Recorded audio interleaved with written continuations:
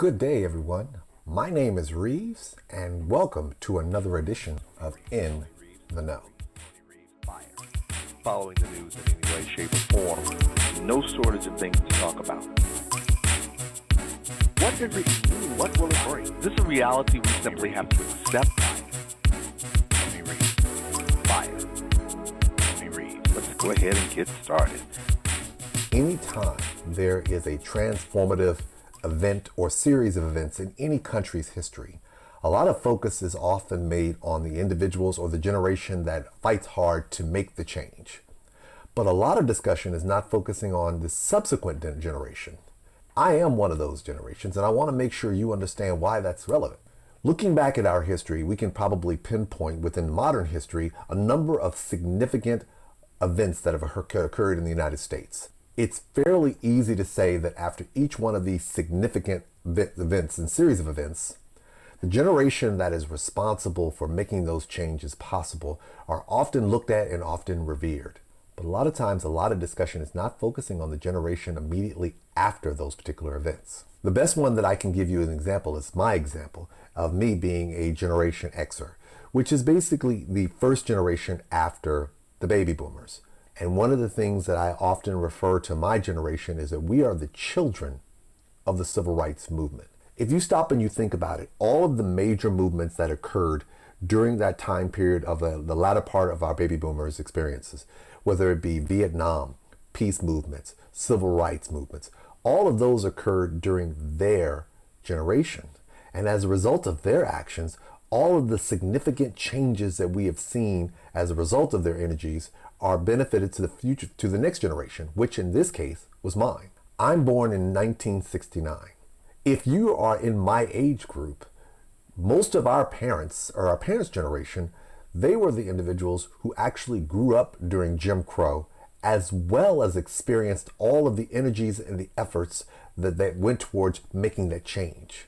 In their generation, it's a very good likelihood, if not only themselves, but even they can probably tell you of their interactions with groups like the Nation of Islam, Black Panthers, the Southern Christian Leadership Conference, or even the Student Nonviolent Coordinative Committee.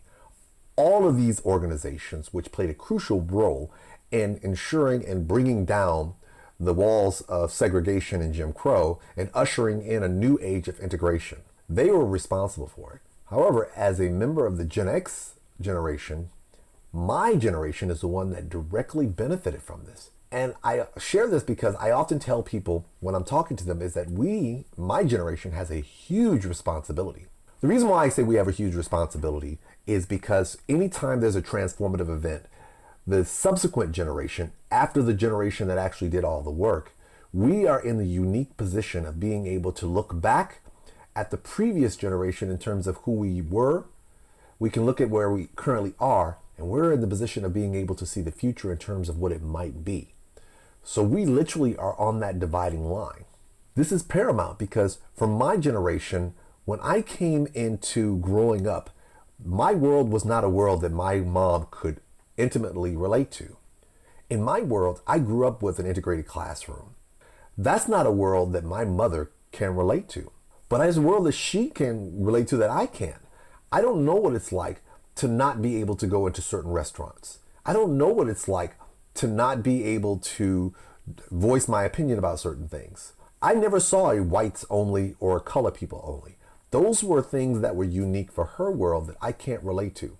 However, the unique thing about growing up when you're in that dividing line is that your ancestors or your family members are in a unique position to let you know what the world was like. This way, going forward, you will learn from the mistakes of the past and not take those mistakes into the future. And it's not like my loved ones kept these secrets of what they went through to themselves.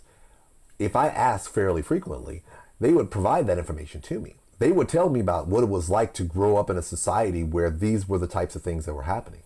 If you talk to a lot of kids now, their parents now, I'm 52, their parents are probably in their 20s and maybe mid 30s.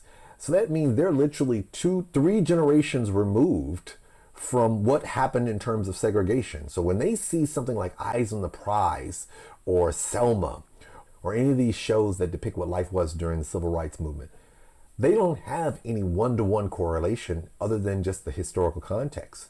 If you don't have a reference point of what it was in the past so you can ensure you never repeat those mistakes, what will end up happening is that you'll make those mistakes with no appreciation of the context of where they're coming from.